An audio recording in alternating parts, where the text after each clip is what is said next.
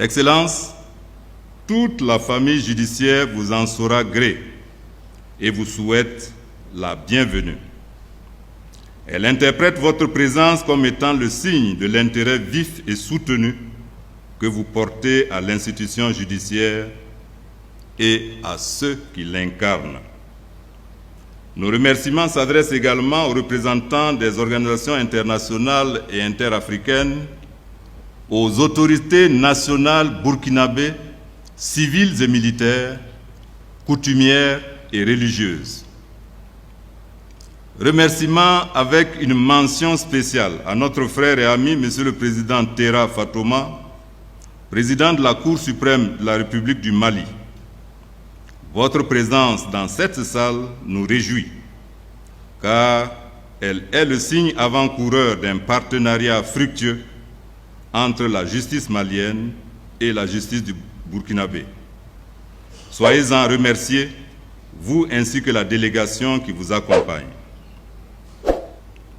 À vous tous qui avez répondu présent, en dépit de vos calendriers chargés, cette présence à nos côtés ce matin, ou du moins ce midi, traduit sans doute votre considération et votre indéfectible attachement à la justice. Vous conférez ainsi un éclat particulier aux couleurs de cette solennité. Recevez à travers ma voix l'expression de la félicité et de la gratitude de tous les acteurs du monde judiciaire. Excellences, Monsieur le Président de la Transition, chef de l'État, garant de l'indépendance du pouvoir judiciaire, honorables invités. L'histoire biblique de Caïn et Abel nous rappelle que le crime est viscéral en l'humain. Le même constat est partagé par les Écritures coraniques qui enseignent que l'âme de l'homme est très incitatrice au mal, à moins que, par la miséricorde, Dieu ne le préserve du péché. Ceci dit, il convient de relever que la délinquance change en fonction de l'évolution et des réalités du moment. De nos jours, la course effrénée aux conquêtes économiques et financières tend à prendre le dessus aussi bien sur les valeurs morales que sur les normes juridiques. En effet, en vue d'amasser le plus grand nombre de biens et de s'assurer une aisance sociale de vie, les individus comme les organisations n'hésitent plus à faire feu de tout bois. Face à ce phénomène et à l'effet d'y apporter la solution appropriée, les États comme le Burkina Faso ont réexaminé leur architecture institutionnelle et juridique. Au nombre des institutions devant se placer à l'avant-garde de cette lutte figure la justice. C'est au regard du rôle incontournable des juridictions dans l'éradication de cette criminalité qu'a été retenu pour lancer les activités juridictionnelles de l'année 2023-2024 le thème suivant: le traitement judiciaire des infractions économiques et financières, état des lieux et perspectives. Excellences, Monsieur le Président de la Transition, chef de l'État, garant de l'indépendance du pouvoir judiciaire, honorables invités, Mesdames et Messieurs, du rapport sur le thème de la rentrée, il ressort que l'État du Burkina Faso a non seulement adhéré à des ensembles, mais aussi internalisé des normes communautaires tout en édictant des lois spécifiques en vue de rendre effective et efficiente la lutte contre la délinquance économique et financière.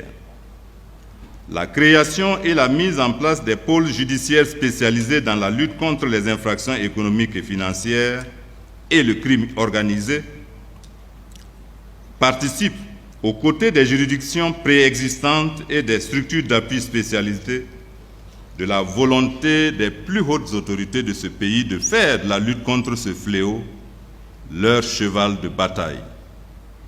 Les acteurs du monde judiciaire ne sont pas restés en marge de cet effort, eux qui consentent au quotidien d'énormes sacrifices pour accompagner et rendre visible l'élan amorcé par l'État.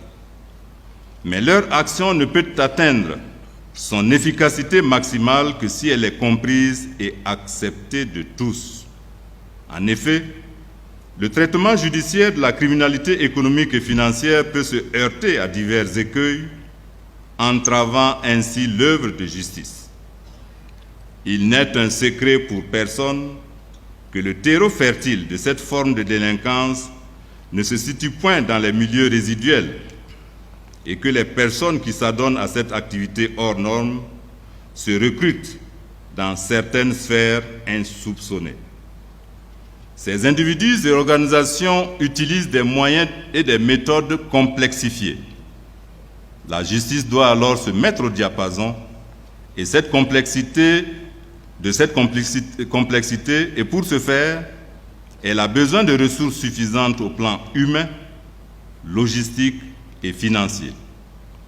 Le constat que l'on peut faire à ce jour est que tous les maillons de la chaîne pénale, à l'image des juridictions elles-mêmes, manquent de moyens adéquats pour mettre efficacement en œuvre leurs expériences et leurs compétences dans la lutte contre cette criminalité aux tentacules ramifiés et raffinés.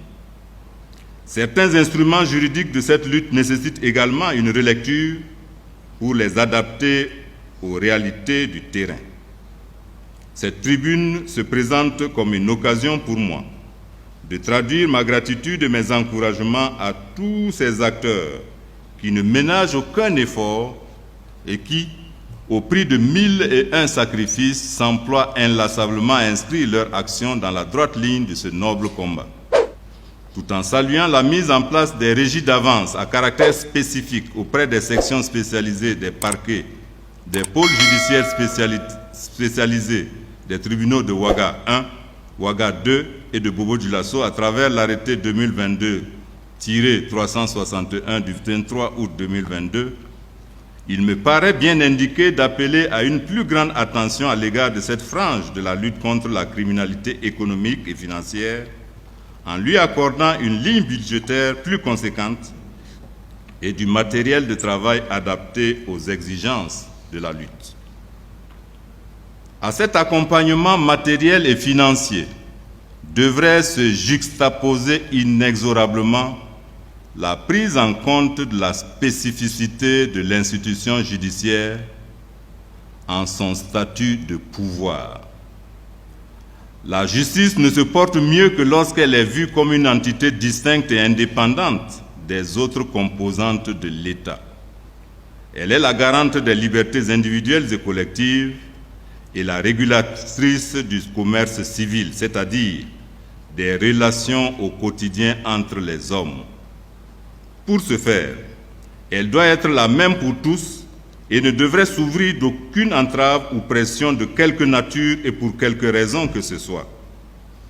C'est au nom de ce principe et de cette considération qu'il faut encore relever, pour les regretter très fortement, les événements qui ont, dans un passé récent, affecté le tribunal de grande instance de Ouaga 2 et au-delà du dit tribunal, toute la justice. L'édification et le renforcement de l'état de droit protecteur dans la durée pour tous inclut non seulement l'affirmation de l'indépendance de la justice, mais aussi et surtout le nécessaire respect de celle-ci.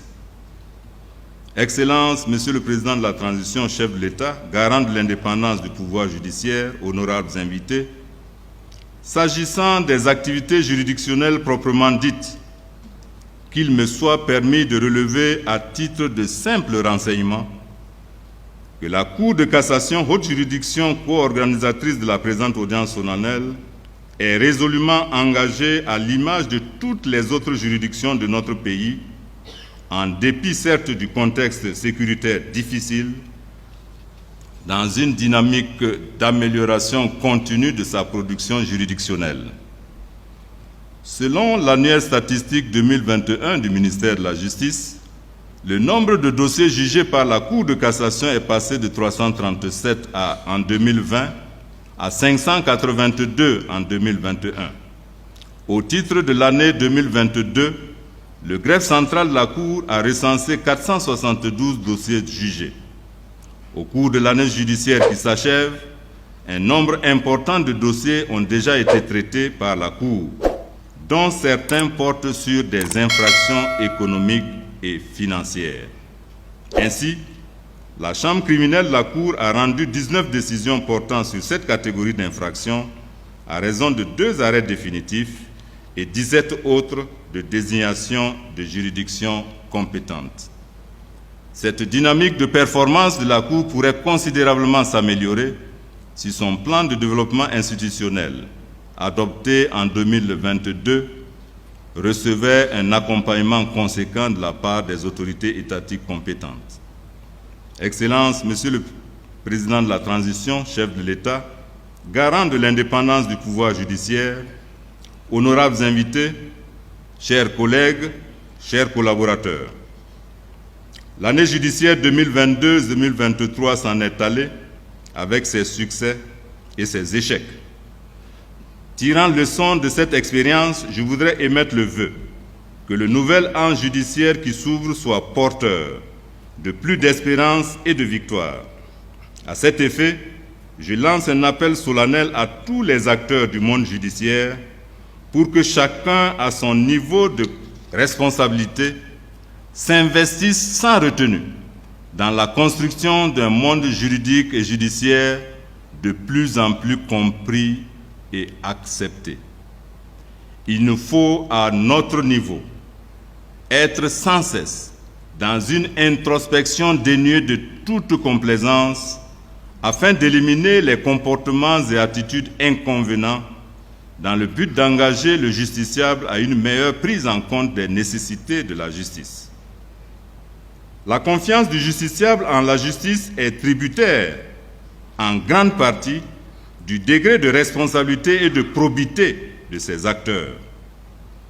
Cette causalité quasi mathématique devrait donc enjoindre à chaque magistrat, à chaque acteur, d'être quotidiennement et à son propre niveau dans une lutte résolue et soutenue contre toute faiblesse, toute tare ou toute déviance de nature à souiller, de quelque manière que ce soit, la dignité, la crédibilité et l'efficacité de la fonction de juger. Excellences, Monsieur le Président de la Transition, chef de l'État, l'audience solennelle de rentrée 2023-2024 des juridictions du Burkina Faso est levée. La Cour